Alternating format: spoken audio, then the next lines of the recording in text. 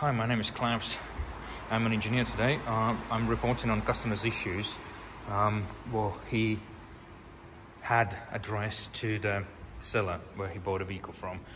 We have conducted about an hour road test around the area. We couldn't get to the really high speeds, but we managed to get some speed and warm up the vehicle around this local area.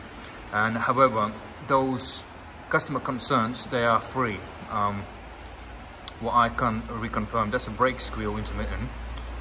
More likely would need removing and re-cleaning the ceramic discs and the pads and refitting. And there is audible noise can be heard from the front of the engine, where the accessory belts are located. If you're leaning towards the middle of that midsection, closer to the engine end, and it's as well. It's not that apparent as soon as the vehicle starts. It needs to be warmed up to really feel that noise, but it's there.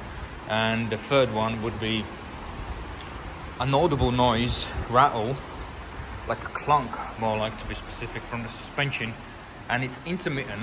It can't be replicated every single time. So to replicate all the issues I mentioned, the vehicle has to be driven for some time.